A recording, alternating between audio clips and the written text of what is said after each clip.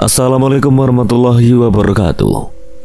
Selamat datang. Kali ini Kang Selamat akan membawakan kisah yang berjudul Mencari Jasad Hantu Tampan. Cerita ini ditulis oleh Fitri Eskia. Sebelum kita masuk ke ceritanya, buat kalian yang belum subscribe channel ini, tekan tombol subscribe-nya terlebih dahulu dan tekan tombol notifikasinya agar kalian tidak ketinggalan romansa lainnya dari Kang Selamat. Gak usah berlama-lama lagi, langsung saja kita masuk ke ceritanya. Mencari Jasad Hantu Tampan. Gue ngerasa lo sama gue dibawa buat mecahin kasus kematian dari masa lalu dokter-dokter itu deh. Dokter-dokter, abang lo dan teman-temannya di rumah sakit Mulia 5 tahun silam.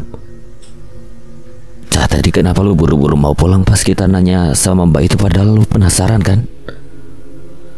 Itu pembantunya kok ngapain banyak nanya? Kita itu nyarinya Mbak Mirna, bukan pembantunya. Jelas aja tegas sekali lagi Alvin hanya mampu mengiyakan. Ia ingin mengikuti permainan Mirna ini. Angkat dong, Tur. Gerutu aja sambil terus menunggu teleponnya diangkat oleh Guntur. Ini sudah kali ke-6 teleponnya belum diangkat. Aca berada di tepi jalan raya. Tadi saat ia hendak berangkat ke kampus, ban motornya bocor dan sekarang ia sedang menunggu angkot sambil berharap Guntur mau menjemputnya.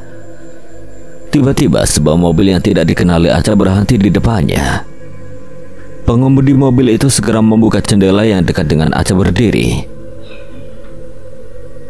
Alvin, banyak juga ya mobil nih cowok. Ngapain lu di situ? Minta sumbangan? Ini cowok nyebelin banget sih. Nungguin angkot. Motor lu mana? Tadi bannya bocor. Ya udah, lu bareng gue aja. Meski ini tawaran yang bagus karena angkot tak kunjung datang, tetap saja kalau yang punya mobil Alvin rasanya bakal nggak enak. Makasih ya, tapi gue nunggu angkot aja. Kalau itu mau lu ya udah. Alvin segera menutup kembali jendelanya. Meski begitu, mobil itu tidak langsung berjalan. Malahan Alvin keluar dari mobilnya dan segera menghampiri Aca. Gak usah nolak, bisa nggak? Tanpa menunggu jawaban Aca, cowok itu segera menarik tangan gadis itu dan membukakan pintu mobilnya. Masuk. Iya deh. Setelah Aca masuk ke dalam mobilnya, Alvin ikutan menyusul. Mobil kemudian melaju menuju kampus. Ca. Iya. Gue sebenarnya mau ngomong sesuatu sama lo, makanya gue maksa lo naik mobil gue. Jadi lu gak ikhlas? Jangan diam aja, Cak. Lu terpaksa gitu nganter gue? Jangan marah dong. Dengerin dulu penjelasan gue. Alvin menyadari perubahan wajah Aca atas ucapannya tadi. Gema turun aja. Jangan masukin hati apa, Cak. Sontak Alvin menarik tangan Aca, tapi tepat di saat itu ia merasa ada yang aneh. Alvin merasa ada yang memperhatikan mereka dari jok belakang. Buru-buru Alvin melepaskan tangan Aca. Jangan berani-beraninya pegang tangan Aca. Aku yang ngerasa ada yang duduk di belakang, tapi kan di belakang kosong. Makanya lu jangan macam-macam sama gue. Lupain aja soal yang barusan. Gue mau bilang sesuatu yang penting nih sama lu. Apa? Lu tahu tentang perempuan, lebih tepatnya dia makhluk halus yang rambutnya panjang dan sering membawa pisau. Hah? Lu bisa lihat dia? Aca tak mengerti dengan ucapan Alvin. Jika Alvin melihat Rahayu, kenapa dia tidak melihat Dokter Rian? Gue kemarin malam pas nganter lo pulang, lihat dia di teras rumah lo. Sebelumnya gue sempat lihat dia di kampus beberapa kali. Alvin teringat kejadian 2 minggu lalu saat prodinya ngadain acara. Di situ Alvin jadi panitia dan akibat banyaknya yang dikerjakan, Alvin pulang sehabis maghrib dari kampus. Pulang lama itu terjadi 3 hari berturut-turut dan selama itu pula dia melihat perempuan itu di dekat mobilnya setiap mau pulang. Gue masih belum bisa jelasin nama lo, tapi gue rasa dia itu roh gentayangan yang pengen balas dendam sama orang-orang yang sudah membunuh dia. Bima, kita nggak usah masuk kuliah ya hari ini. Oh enggak, gue mau kuliah. Kenapa, Cak? Tanya dokter Rian dari belakang. Bima udah sembuh, gue yakin dia udah gak gila lagi. Please kita gak usah masuk kuliah ya hari ini. Nitip absen aja kan bisa. Kita beda jurusan, Cak. Jadi jangan ajak bolos kuliah bareng dong. Ya udah turunin gue sekarang. Gue aja yang ke rumah sakit jiwa. Mendengar ucapan Aca yang begitu serius, akhirnya Alvin mengalah. Sebenarnya Alvin sendiri tidak ada jam kuliah hari ini, jadi ia bisa pergi kemana saja. Ya udah, kita nggak usah masuk kuliah. Gitu dong. Alvin tahu rumah sakit jiwa jauh dari sini dan harus 2 kali naik angkot. Ia tidak tega melihat Aca menunggu angkot lagi seperti tadi.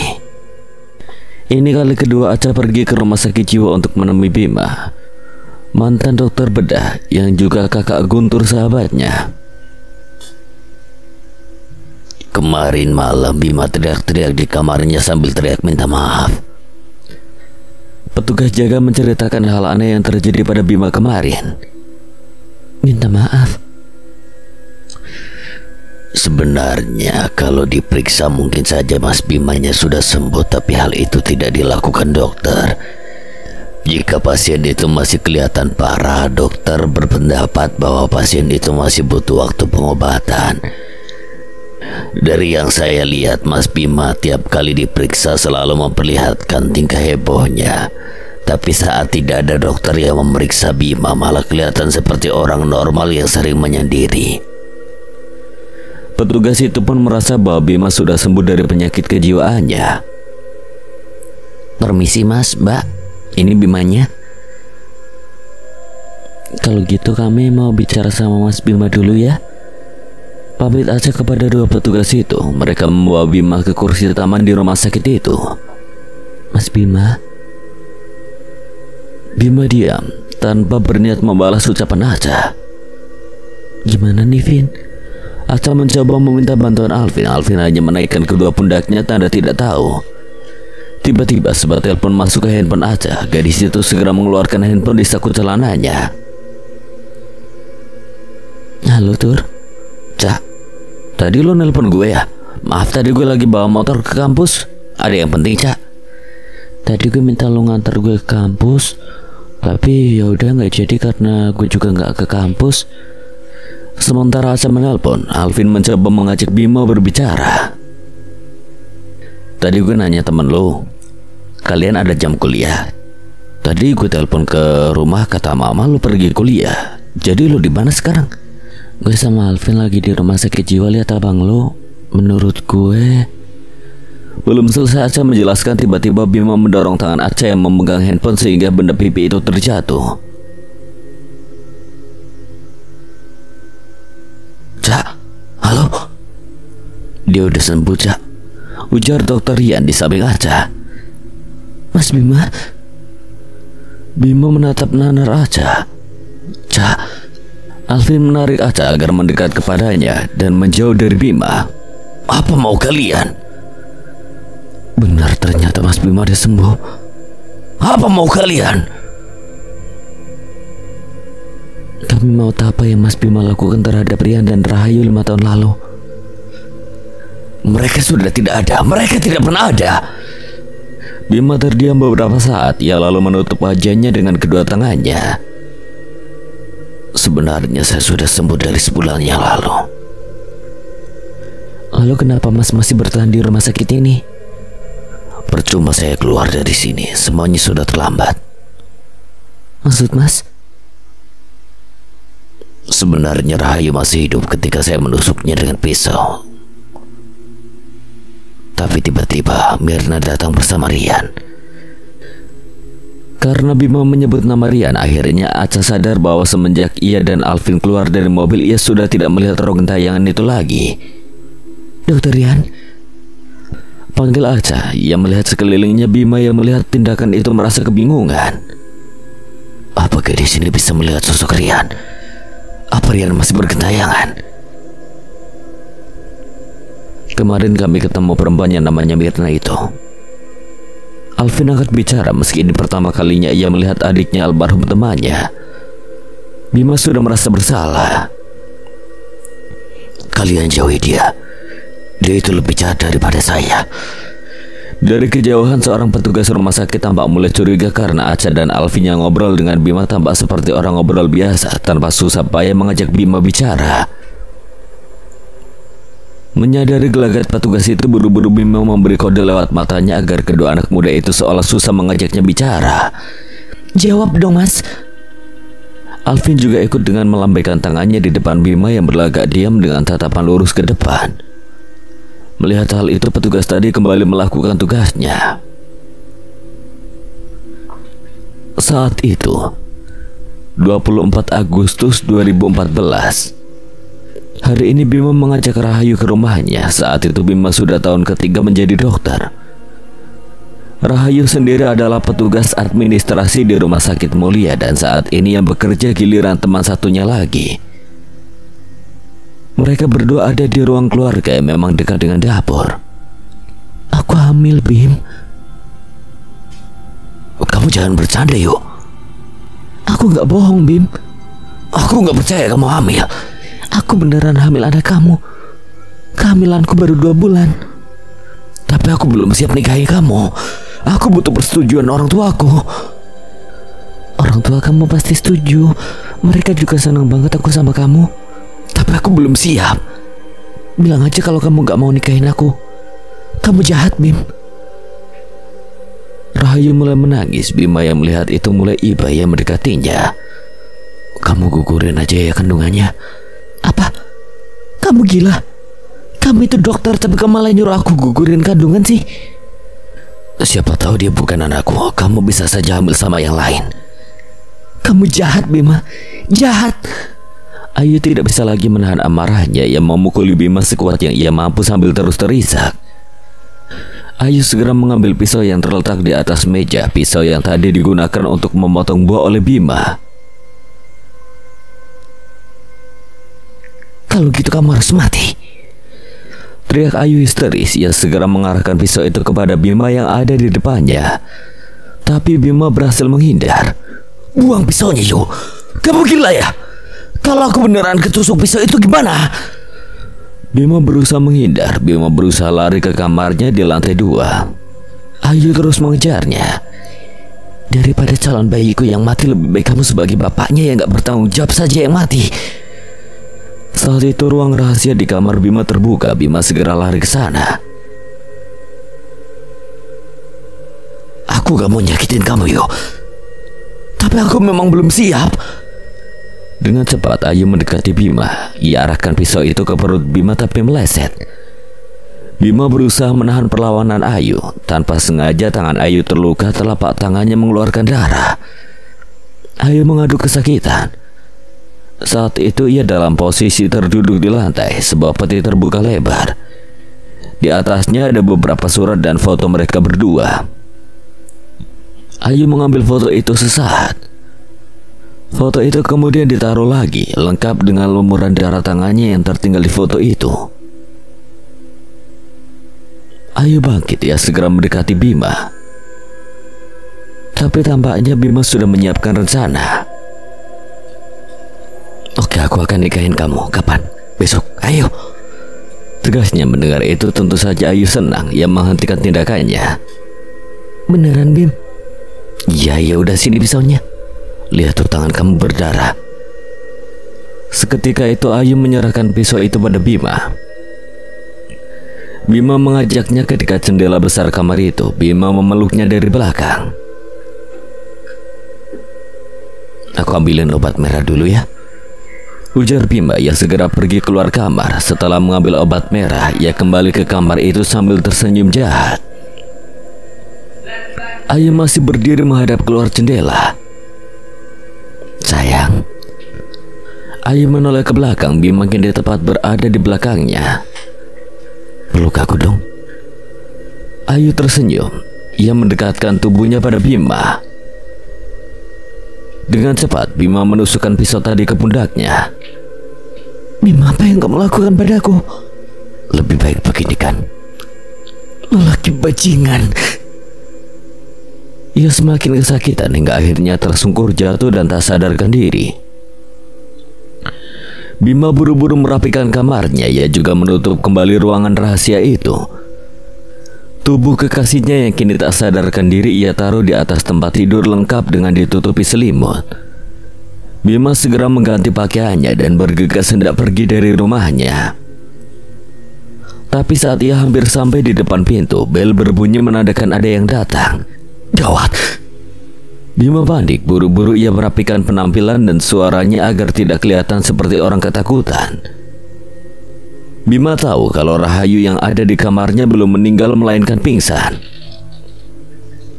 Ia segera membukakan pintu, ternyata tamu yang datang adalah Mirna dan Rian. Kedua orang itu merupakan dokter baru di rumah sakit mulia. Ada apa ya? Kami nyari Mbak Rahayu, Mas. Bayu nggak kesinian? Melihat cara bicara Bima yang grogi membuat kedua dokter baru itu tak percaya. Tiba-tiba terdengar pintu kamar atas dibuka. Itu di atas siapa, Mas? Mungkin Pak Kardi. Tepat saat itu Pak Kardi datang dari pintu belakang sambil membawa cangkul. Sepertinya ada yang Mas Bima sembunyikan. Mas Bima, Bapak sudah bereskan halaman belakang. Apa boleh Bapak pulang cepat hari ini? Anak Bapak sedang sakit. Ya nggak apa-apa, Pak. Setelah mendapatkan izin, Pak Kardi segera keluar rumah. Bima! Terdengar teriakan Rahayu dari tangga paling atas. Dengan menahan rasa sakitnya, perempuan itu berusaha menuruni anak tangga. Bayu! Buru-buru Rian menghampiri Rahayu yang pundaknya masih bersimbah darah. Mira, tolong bantu aku. Bisik Bima pada Mirna. Perempuan yang mencintai Bima itu siap membantu Bima dengan harapan Bima akan menjadi miliknya. Tapi Mas Bima janji ya bakal sama aku. Balasnya selagi Rian membantu Rahayu. Iya, Mir. Mirna segera mengambil pisau yang tadi disimpan Bima di belakang bajunya. Saat itu Rian dan Rahayu tidak melihatnya. Rian! Teriak Ayu tidak menghalangi tindakan Mirna. Ia segera mendekati Rian dan menusuk perut Rian dengan pisau. Baju kedokterannya itu mulai dibasahi darah. Apa yang kamu lakukan, Mir? Rian menahan sakit di perutnya. Kalian berdua biadab! Teriak Ayu tepat setelah sebuah balok kayu dipukulkan keras ke tubuh Ayu oleh Bima. Perempuan itu jatuh pingsan. Sementara Rian mencoba bangkit dan melayangkan pukulan pada Bima.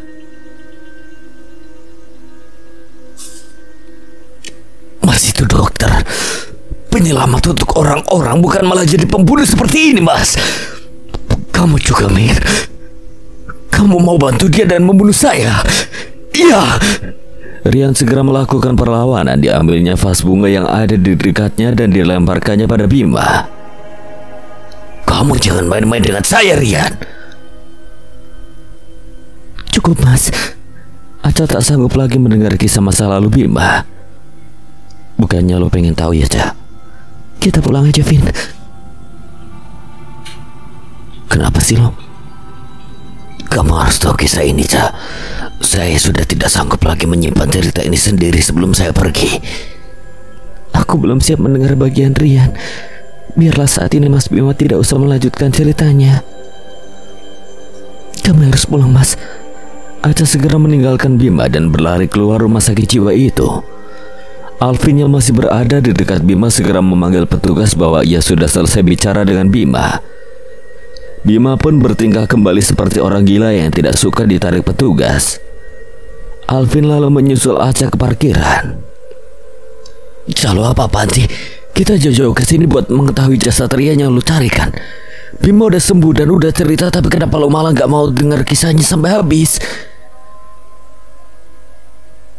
Vin, sejak awal Bima mulai membuka kisah masa lalunya, gue udah gak lihat orangnya dokter Rian lagi di sekitar gue. Kita cerita di dalam mobil aja ya. Alvin segera membawa Aca masuk ke dalam mobilnya. Aca mengikut saja. Sekarang lu kasih tahu alasan jelasnya kenapa lu gak mau lanjutin dengar kisah Bima. Sebulan yang lalu saat gue mulai diikuti sama roh gentayang itu, dia belum bisa pulang kalau jasadnya belum ketemu. Tapi seiring berjalannya waktu, gue malah jatuh cinta sama dia, Vin.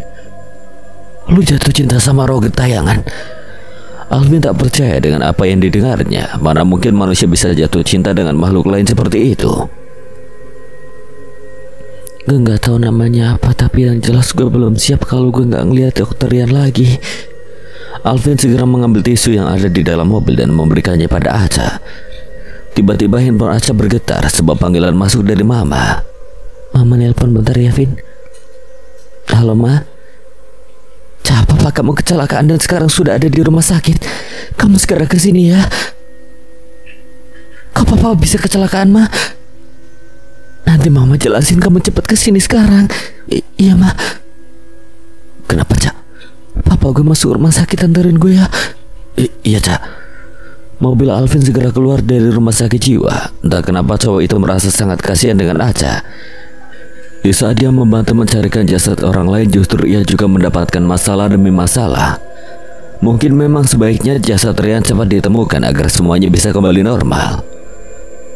Papa Aca terbaring lemah di tempat tidur. Tangan sebelah kirinya diperban karena mengalami luka-luka akibat pecahan kaca mobil. Setelah mengetahui dari Mama, ternyata Papa berusaha menghindari seorang perempuan yang sedang nyebrang. Akibatnya Papa nabrak pohon yang ada di pinggir jalan. Terus perempuannya hampir Papa tabrak itu gimana, Pak? Papa nggak tahu. Menurut warga yang melihat kejadian, katanya Papa sendiri yang sengaja nabrak pohon. Tapi Papa lihat jelas kok ada perempuannya nyebrang dan dia bawa pisau. Pisau? Aca terkejut sekali mendengarnya. Apakah perempuan yang dimaksud Papa itu adalah Rahayu? Tapi kan ini masih siang, Pak. Tempat yang Om lewati itu emang angker katanya, Om. Kok kamu tahu? Teman saya pernah malam-malam kecelakaan di sana. Katanya ada penampakan, tapi kalau siang saya nggak tahu, Om. Wow, harus hati-hati ya kalau lewat sana lagi. Oh iya, Cak, Papa seperti pernah lihat dia, Cak. Dia perempuannya sering melempar kerikil di depan rumah lama kita. Aca tidak mengerti permainan apa yang sekarang sedang dijalaninya. Perempuan itu sebenarnya ingin meminta tolong padanya atau ingin melukai keluarganya saja. Kemanapun keluarganya pergi pasti berakhir dengan dihantui oleh Rahayu. Papa istirahat aja dulu ya. Oh ya, Ma, aku permisi bentar ya. Aca jadi ingin ke rumah orang tua Rahayu yang ada di belakang rumah sakit ini. Loh, kamu mau kemana? Bentar aja, Ma. Ya udah, tapi cepet balik ya. Iya, Ma, Aca keluar bentar ya. Ma, Pa. Aca kemudian menyalami kedua tangan orang tuanya dan diikuti oleh Alvin juga. Cak, tunggu. Alvin segera menyusul Aca yang tampak buru-buru. Aca sudah mencari sekeliling rumah sakit tapi ia tidak melihat ayahnya Rahayu. Pak Kusno, ia kemudian memutuskan untuk segera ke rumah sakit mereka saja. Ini adalah kali kedua Aca ke rumah Pak Kusno. Assalamualaikum. Aca mengetuk pintu rumah itu beberapa kali. Ini rumah siapa, Cak? Rumahnya Rahayu. Bukannya dia udah meninggal? Alvin ingat kalau nama Rahayu adalah nama yang ada dalam cerita Bima saat di rumah sakit tadi. Terus lu kira dia gak punya keluarga? Ini rumah kedua orang tuanya lah. Santai aja ngomongnya, Cak. Lama-lama Alvin kesal juga dengan tingkah perempuan di hadapannya ini. Waalaikumsalam. Kamu lagi? Ada apa kamu kesini? Boleh saya bicara sebentar, Bu? Sudahlah ya, masuk. Tampak sekali ibu itu terpaksa menerima kehadiran Aca dan Alvin. Mereka akhirnya masuk dan duduk di ruang tamu yang sederhana itu, sementara si ibu pergi ke dapur untuk mengambilkan minum. Kenapa sih lo mau ngelakuin semua ini? Alvin akhirnya mengeluarkan pertanyaan terbesar di kepalanya mengenai Aca. Gue juga gak mau, Vin. Tapi karena keluarga gue juga ikut diganggu, makanya gue harus cepat nyelesain masalah ini. Tapi kok lo dibawa-bawa padahal lo gak kenal sama mereka sebelumnya? Mungkin karena gue temenan sama Guntur, dia kan adiknya Bima. Lo pernah dengar gak kalau seseorang yang mau balas dendam itu gak harus sama musuhnya langsung, bisa juga lewat saudara musuhnya. Jelas aja ia jadi ingat cerita orang-orang tentang ilmu hitam. Jika sasarannya kuat maka ia harus membalasnya lewat saudara atau anak lawannya yang lemah. Bu Kusno datang sambil membawa 2 gelas teh manis panas. Ia kemudian duduk di depan kedua anak muda itu. Bapak mana, Bu? Tanya Aca yang sedari tadi tidak melihat Pak Kusno. Suami saya sudah meninggal 4 hari yang lalu. Innalillahi wa inna ilaihi raji'un. Bapak sakit, Bu. Semua ini karena kamu. Kenapa dengan saya, Bu? Aca makin heran dengan sikap ibu ini. Kenapa wanita ini sejak awal sangat benci dengannya. Semenjak kamu datang 3 minggu lalu untuk menanyakan Rahayu, suami saya sering teringat Rahayu lagi. Dia sering melihat anak kami itu di dalam rumah. Penyakit jantungnya kemudian semakin parah hingga ia harus meninggal. Aca dan Alvin diam saja. Mereka bingung harus berkata apa. Maafkan saya, Bu. Bu, bolehkah kami mengetahui sedikit tentang Mbak Rahayu? Sebenarnya saya tidak mau membuka kisah masa lalu ini. Tapi saya sudah semakin tua. Saya juga takut jika hanya saya yang membawa kisah ini sendiri. Bu Kusno mulai menceritakan tentang anak satu-satunya, Rahayu. Dulu anak saya adalah seorang petugas administrasi di rumah sakit di depan ini. Dari sekian banyak dokter yang bekerja di sana, ternyata ada seorang dokter yang dicintai anak saya. Kalau ibu tidak bisa melanjutkan cerita, ya sudah, tidak apa-apa, Bu. Bu Kusno mulai menangis saat mencoba memaklumi. Dokter itu bernama Bima. Dia ternyata bukan dokter bedah biasa. Dia seorang psikopat. Dia membunuh anak saya yang saat itu meminta dinikahi. Saya tidak tahu apa yang terjadi pada dokter itu setelahnya, tapi yang saya tahu, anak saya tidak akan pernah tenang di alam sana sebelum dokter Bima juga ikut bersamanya. Hanya satu yang diinginkan Ayu, dia ingin Bima. Hutang nyawa harus dibayar nyawa. Sebaiknya kalian ikuti saya. Ajak Bu Kusno sembari berjalan menuju halaman belakang rumahnya. Alvin dan Aca mengikuti. Bu Kusno lalu membawa mereka ke sebuah makam yang terletak tidak jauh di rumah mereka. Lokasinya memang terpencil dan di sekelilingnya banyak tanaman liar tumbuh. Ini lahan kosong milik keluarga yang memang tidak pernah terpakai. Kami sengaja menguburkan Ayu di sini agar bisa terus melihatnya. Bu Kusno terus menatapi makam anaknya. Aca, ujar seorang perempuan lirih. Aca menoleh ke samping kirinya. Rahayu. Perempuan itu tidak seperti sebelumnya. Kali ini ia menampakkan wajahnya. Aca diam saja.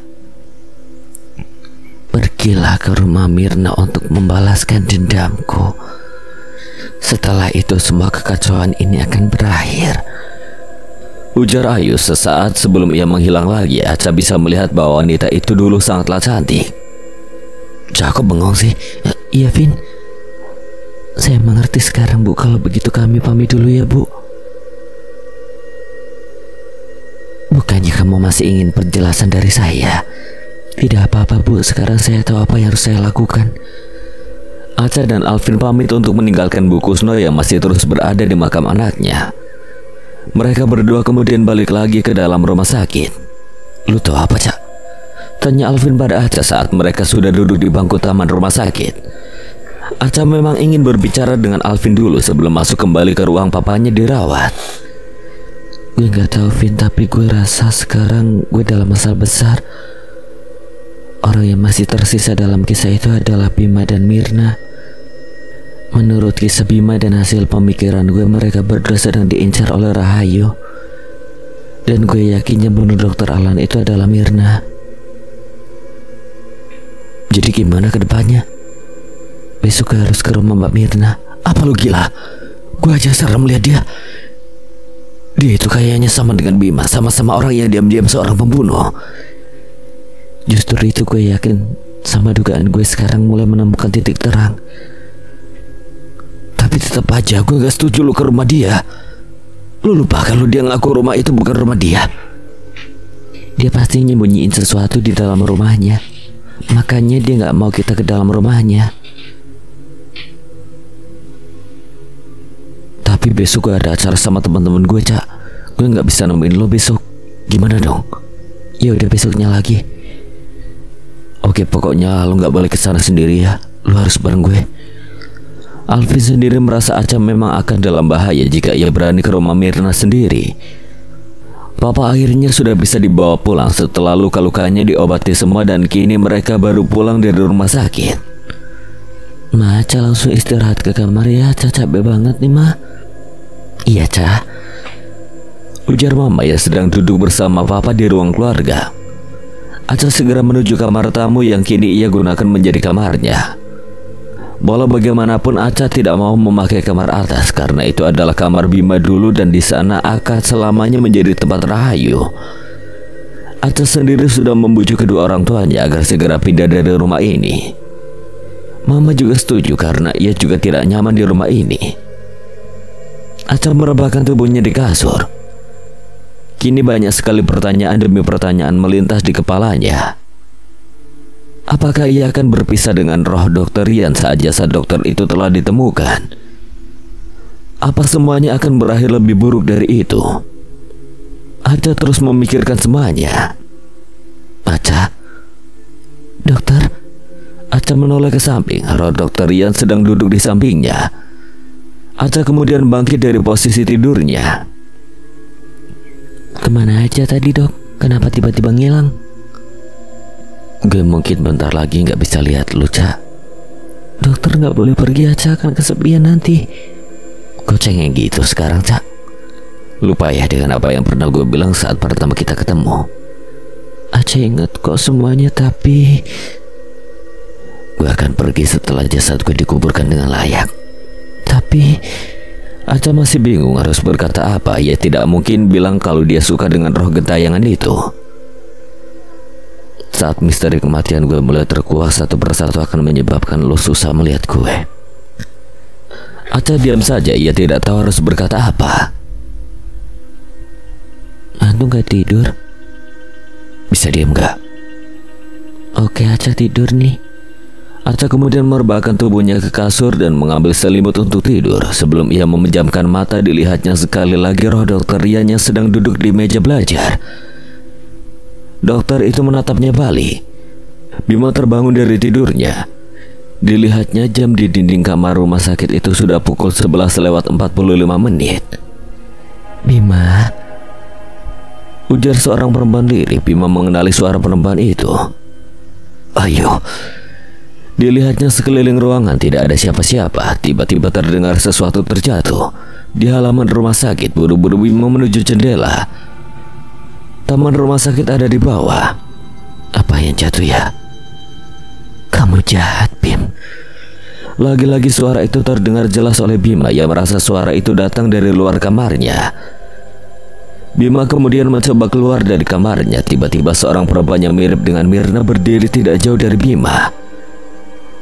Mirna, bukannya tadi itu suara Ayo? Gimana kabar kamu, Mas? Tanya perempuan yang mirip Mirna itu. Anehnya pakaiannya serba putih. Kok kamu ada di sini, Mir? Udah malam mana bisa masuk ke rumah sakit jiwa ini? Bisa, Mas. Tadi aku minta tolong sama petugasnya. Katanya boleh ketemu sebentar. Entah mengapa suaranya sekarang sama persis seperti Mirna yang dikenal oleh Bima. Mana petugasnya? Bima mencoba melihat ke kiri dan ke kanan. Dilihatnya ruang itu sepi sekali. Hanya dia dan Mirna. Aku tahu kalau Mas sudah sembuh. Ada yang ingin aku katakan padamu, Mas. Tapi nanti mereka dengar, Mir. Makanya Mas ikuti aku. Mirna kemudian membalikkan tubuhnya dan berjalan menuju tangga yang ke lantai 3. Tanpa curiga lagi, Bima terus mengikuti Mirna hingga sampailah mereka di atap rumah sakit. Di bagian ujung ada beberapa tangki air. Bima. Mirna berjalan menuju pinggir atap rumah sakit. Mir, kamu jangan berdiri di situ. Bima mencoba mendekati Mirna untuk mencegahnya. Kenapa memang kalau aku berdiri di sini, Bima? Suara Mirna berubah. Suara itu suara Rahayu. Wajah Mirna kini berubah menjadi wajah Rahayu dengan senyuman yang menakutkan. Ayo. Bima sangat terkejut dengan apa yang dilihatnya. Kamu kaget? Ya, ini aku Ayu, perempuan yang kau kenal 5 tahun lalu. Rahayu semakin mendekat ke arah Bima. Tepat di belakang Bima terlihat ujung atap itu. Semakin ia mundur, kesempatan terjatuhnya semakin besar. Maafkan aku, Yu. Aku menyesali semua perbuatanku dulu. Bagaimana cara kamu memaafkanmu, Bim? Rahayu makin dekat. Di tangannya ada sebuah pisau. Pisau itu? Bima memperhatikan pisau di tangan Rahayu. Ini pisau yang gunakan saat mencoba membunuhku. Aku mohon, Yu. Aku akan melakukan apa saja agar kau memaafkanku. Terlambat untuk minta maaf, Bim. Kini Bima hanya butuh 2 langkah mundur lagi untuk terjatuh dari ketinggian gedung 3 lantai itu. Lalu apa yang harus aku lakukan, Yu? Ikutlah bersamaku, Bim. Selesai berujar begitu, Rahayu segera menusuk perut Bima dengan pisau. Pria itu mengerang kesakitan dan di saat bersamaan tubuhnya jatuh ke belakang. Jatuh dari ketinggian 3 lantai dan tewas seketika. Aca menyisir rambutnya di depan cermin kamar, bersiap hendak ke kampus. Mama sedang memasak di dapur, sedang papa sudah berangkat ke kantor. Saat asik memakai make up, tiba-tiba ada sosok yang ganjal di belakang Aca. Aca menaruh bedak di tangannya kembali ke meja. Dari cermin hias terlihat sosok perempuan berbaju putih berdiri di belakangnya. Rahayu. Aca segera menoleh ke belakang. Pergilah ke rumah Mirna, Ca. Ujar Rahayu lirih, tapi Aca masih bisa mendengarnya. Mbak Mirna tidak ada di rumah itu, Mbak Ayu. Perempuan yang kamu temui kemarin itu adalah Mirna. Aca terkejut dengan penjelasan Rahayu. Pergilah ke sana sekarang. Bantu aku membalaskan dendamku, Ca. Waktuku tidak lama lagi. Sesaat kemudian Rahayu menghilang. Aca kemudian mencoba menghubungi Alvin beberapa kali, tapi tidak diangkat. Akhirnya Aca memutuskan untuk pergi sendiri ke tempat Mirna. Guntur sudah bersiap-siap untuk hendak pergi ke kampus, tapi tiba-tiba pihak rumah sakit tempat Bima dirawat menelponnya. Assalamualaikum, apa benar ini saudara Guntur, adiknya Bima Gumilang? Iya, ada apa ya, Pak? Bima, saudara Anda tadi pagi ditemukan tewas karena terjatuh dari atap rumah sakit. Kini Bima sudah dibawa ke rumah sakit umum untuk diotopsi. Apa? Bima jatuh dari atap, Pak? Baik, saya akan segera ke sana sekarang, Pak. Guntur segera menutup telepon dan bergegas ke rumah sakit. Menurut hasil pemeriksaan polisi dan dokter, terdapat tusukan oleh benda tajam di sekitar perut dan saat diperiksa ke atap memang ditemukan sebuah pisau yang belum berdarah. Kenapa dia bisa ada di atap, Dok? Kami sudah lihat CCTV dan hasilnya terlihat Bima naik sendiri ke atap. Mungkin Bima berniat bunuh diri karena ia membawa pisau. Boleh saya lihat pisaunya, Pak? Petugas rumah sakit jiwa itu segera meminta persetujuan polisi yang ikut memeriksa Bima. Ini, Mas. Polisi itu memperlihatkan sebuah pisau. Pisau itu sepertinya pernah dilihat oleh Bima. Aca. Terima kasih, Pak. Ujar Guntur pada polisi. Ia kemudian memilih menelpon Aca. Beberapa kali panggilan masuk tapi tak diangkat oleh Aca. Angkat, Ca, angkat. Guntur kemudian mencoba menelpon beberapa teman Aca. Halo, Del. Akhirnya teman sekelas Aca di kampus yang bernama Dela mengangkat telepon Guntur. Ya, Tur. Aca masuk kampus gak, Del? Enggak tuh. Gue rasa dia gak datang. Ini gue lagi di kelas, lagi kuliah nih. Lu tahu biasanya dia sama siapa? Sama anak psikolog yang namanya Alvin. Lu punya nomor telepon dia nggak? Enggak. Ya udah, oke, makasih ya, Del. Guntur mencoba menghubungi beberapa temannya yang cowok dan menanyai tentang Alvin. Ternyata ada satu temannya yang kenal dengan Alvin. Temannya kemudian memberi alamat rumah Alvin karena Alvin sudah beberapa kali dihubungi tapi handphonenya mati. Guntur segera menelpon kedua orang tuanya untuk mengurus jenazah Bima. Ia sendiri bergegas mencari Alvin. Assalamualaikum. Guntur mengetuk pintu rumah besar itu beberapa kali. Waalaikumsalam. Seorang cowok yang seumuran dengan Guntur membuka pintu. Alvin mana? Gue. Kenapa emangnya? Lo tau kemana aja? Nggak tahu tuh. Gue serius. Gue nggak tahu. Lu yang namanya Guntur ya? Tebak Alvin yang ingat bahwa Aca menceritakan dirinya punya teman lelaki bernama Guntur yang dikenalnya sejak SMA. Ya, apa lo tuh Aca punya rencana mau pergi ke satu tempat gitu?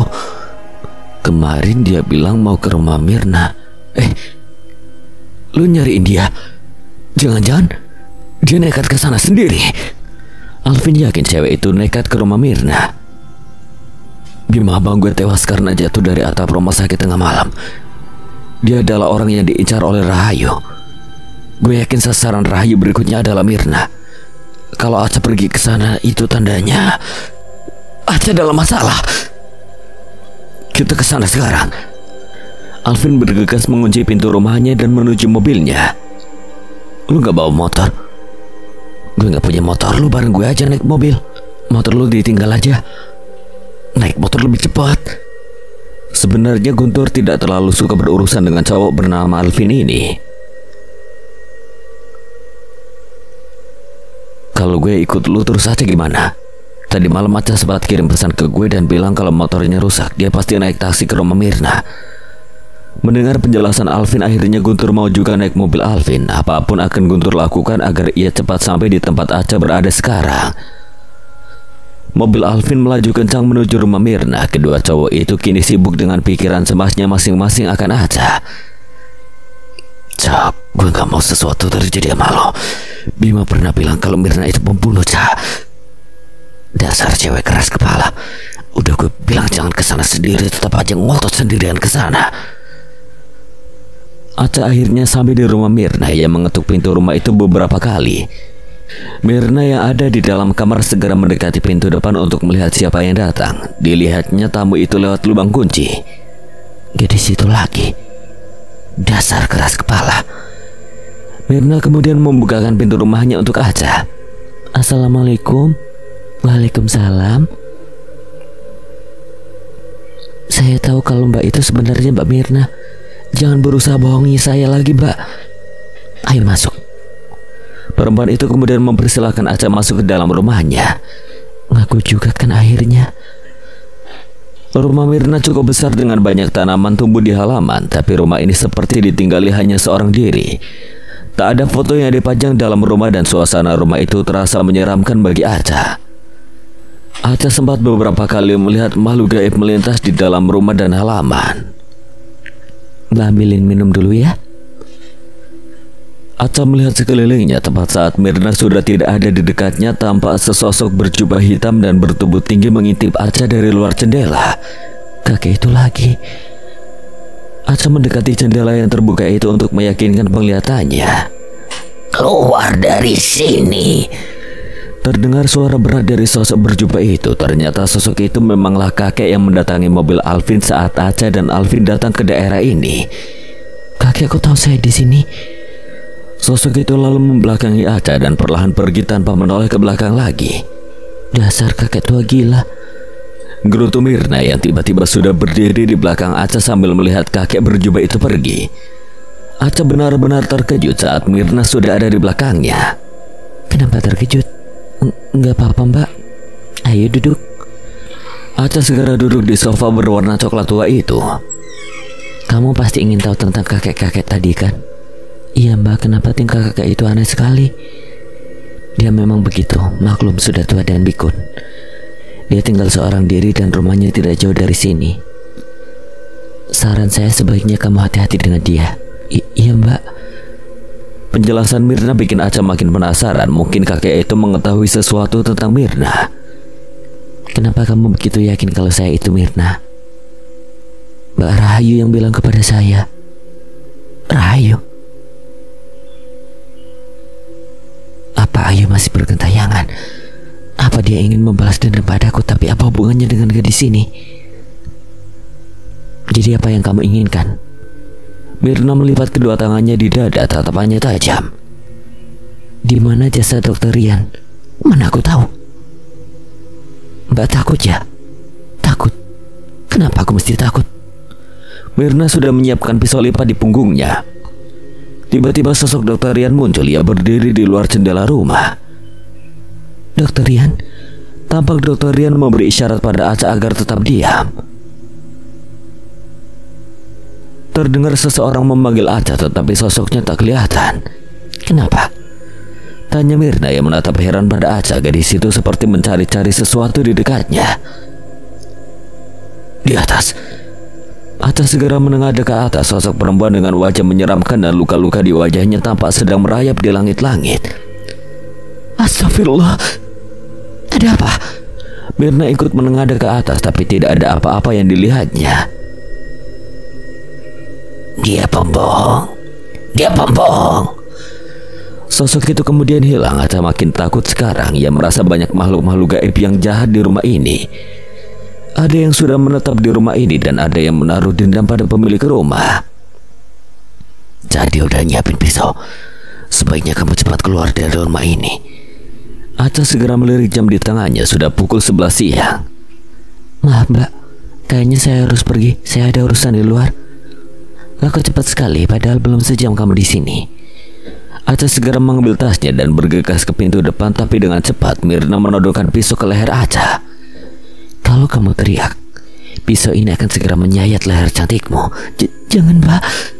Kalau kamu masih bahas tentang Rian atau apapun yang berhubungan dengan itu, maka kamu akan kehilangan Guntur.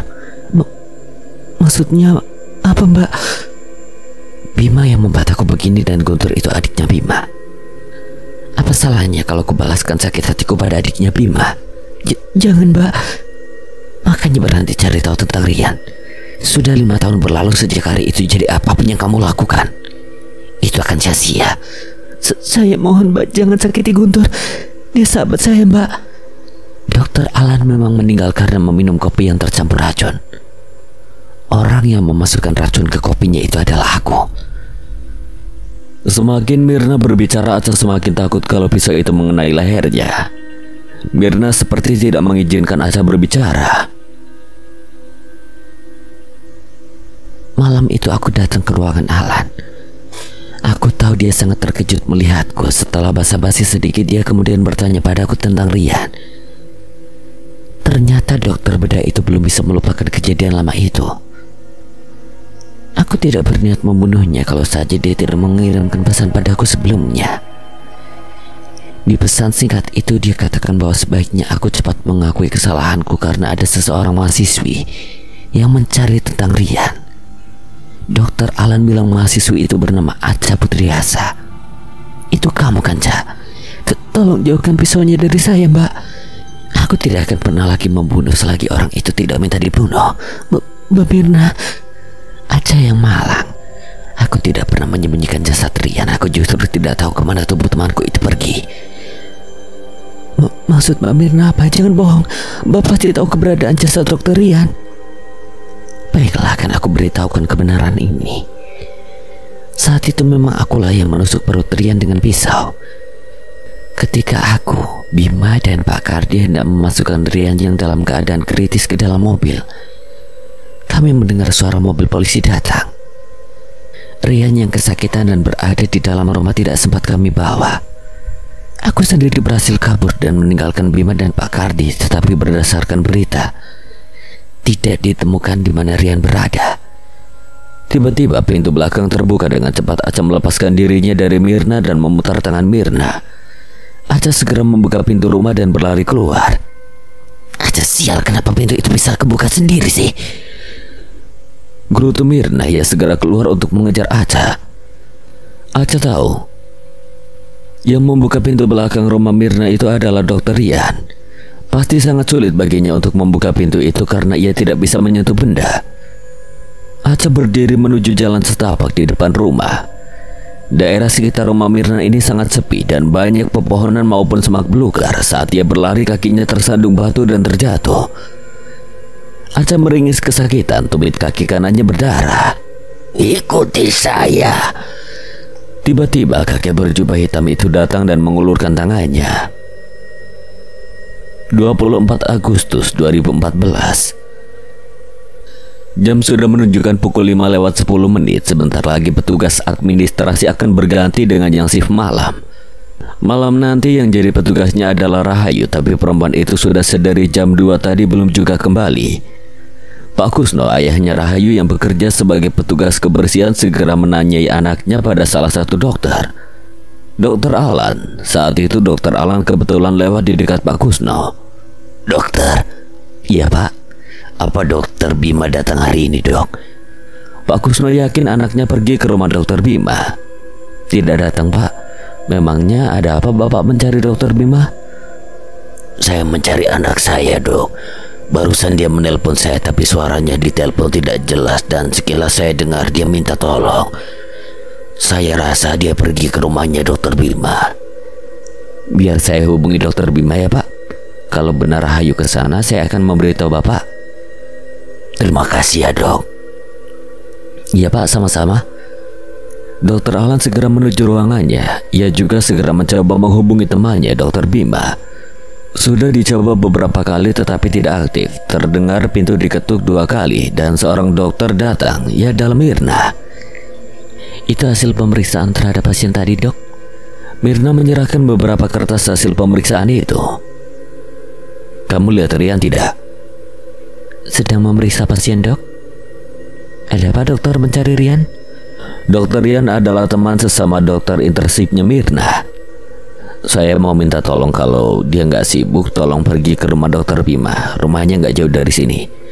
Saya merasa ada sesuatu terjadi di sana sekarang. Dokter Alan sudah lama kenal dengan Bima, jadi ia tahu kalau temannya itu termasuk orang yang nekat. Bahkan Alan tahu Bima pernah mengadakan negosiasi dengan seseorang pendonor ginjal. Bima dibayar mahal untuk mendapatkan ginjal pasien yang sedang kritis saat itu. Pasien itu sebenarnya masih bisa diselamatkan. Tapi Bima tidak melakukannya dengan serius, sehingga nyawa pasien tidak tertolong. Ginjal pasien itu kemudian dijual untuk didonorkan kepada pasien lain. Dokter Alan sendiri sudah beberapa kali mendengar gosip bahwa Rahayu, petugas administrasi rumah sakit itu, berpacaran dengan Dokter Bima. Baik dok. Mirna segera keluar setelah semua urusannya selesai. Mirna adalah seorang dokter intensif yang juga menaruh hati pada Dokter Bima. Ia merasa dirinya lebih pantas bersama Bima dibanding Rahayu yang hanya seorang petugas administrasi. Mirna kemudian berencana menemui Rian dan memberitahukan pesan Dokter Bima. Meskipun begitu, Mirna tidak mau tinggal diam. Dia memohon pada Rian agar bisa ikut. Rian pun mengiyakan saja. Setelah sampai di rumah Bima, dibunyikan bel rumah beberapa kali. Tak lama kemudian Bima segera datang membuka pintu. Ada apa ya? Tanya Bima, wajahnya menampakkan kecemasan. Kami nyariin Mbak Ayu mas. Mbak Ayu gak kesedihan. Bima terlihat grogi saat berbicara. Tiba-tiba terdengar pintu kamar atas terbuka. Itu di atas siapa mas? Mungkin Pak Kardi. Tepat saat itu Pak Kardi datang dari pintu belakang sambil membawa cangkul. Sepertinya ada yang Mas Bima sembunyikan. Mas Bima, Bapak sudah bereskan halaman belakang. Apa boleh Bapak pulang cepat hari ini? Anak Bapak sedang sakit. Ya nggak apa-apa Pak. Setelah mendapatkan izin, Pak Kardi segera keluar rumah. Saat Pak Kardi baru saja keluar rumah, ia mendengar suara teriakan perempuan dari dalam dan kegaduhan lainnya. Diam-diam Pak Kardi mengintip dari balik jendela. Bima! Terdengar teriakan Rahayu dari tangga paling atas. Dengan menahan rasa sakitnya, perempuan itu berusaha menuruni anak tangga. Bayu! Buru-buru Rian menghampiri Rahayu yang pundaknya bersimbah darah. Mir, tolong bantuin aku, bisik Bima pada Mirna. Mirna sendiri mengiyakan permohonan Bima. Tapi Mas Bima janji ya bakal sama aku. Ya Mir. Mirna segera mengambil pisau yang tadi disimpan Bima di belakang bajunya. Saat itu Rian dan Rahayu tidak melihatnya. Rian! Teriakan Ayu tidak menghalangi tindakan Mirna. Ia segera mendekati Rian dan menusuk perut Rian dengan pisau. Baju dokternya itu mulai dibasahi darah. Apa yang kamu lakukan, Mir? Kalian berdua biadab! Teriak Ayu. Setelahnya sebuah balok kayu dipukulkan keras ke tubuh Ayu oleh Bima. Perempuan itu jatuh pingsan. Sementara Rian mencoba bangkit dan melayangkan pukulan pada Bima. Mas, itu dokter penyelamat untuk orang-orang, bukan malah jadi pembunuh seperti ini, Mas. Kamu juga, Mir. Kamu mau bantu dia membunuh saya? Iya. Rian segera melakukan perlawanan. Diambilnya vas bunga yang ada di dekatnya dan dilemparkannya pada Bima. Kamu jangan main-main dengan saya, Rian. Mirna segera bangkit dan membantu Bima. Sudahlah Yan, kita selesaikan saja semuanya baik-baik. Kita sembunyikan mayat Mbak Ayu dan semuanya selesai. Mudah sekali aku berbicara begitu, Mir. Aku akan laporkan kalian berdua ke polisi. Mendengar hal itu, tentu Bima dan Mirna cemas. Mereka segera melakukan perlawanan pada Rian. Rian berusaha melawan. Mirna berhasil menahan kedua tangan Rian ke belakang dan Bima mulai memukuli Rian. Pukulan sangat keras hingga Rian harus muntah darah. Perlahan-lahan Rian mulai lemas dan tidak bisa lagi melakukan perlawanan. Kedua orang itu melepaskannya. Mereka mengira bahwa Rian sudah pingsan. Saat dua orang itu membelakangi Rian untuk mengangkat tubuh Rahayu, Rian membuka matanya dan segera mengambil handphone. Ia menghubungi Dr. Alan. Halo dok. Ya Yan, ada apa? Gimana dengan Rahayu? Tolong saya dok. Dokter Bima mau membunuh saya dan Mbak Ayu. Siapa yang kamu telepon? Tanya Mirna yang menyadari Rian baru saja menutup teleponnya. Aku menelpon polisi. Halo Rian. Rian. Telepon dari Rian tiba-tiba ditutup. Dr. Alan sendiri baru saja keluar dari ruang pasien setelah ia melakukan pemeriksaan. Bima sudah keterlaluan. Dr. Alan kesal. Ia segera bergegas pergi ke rumah Bima yang memang tidak terlalu jauh dari rumah sakit. Sambil mengemudikan mobilnya, dilihatnya jam tangan sudah menunjukkan pukul 7:30. Tak lupa ia juga menghubungi polisi.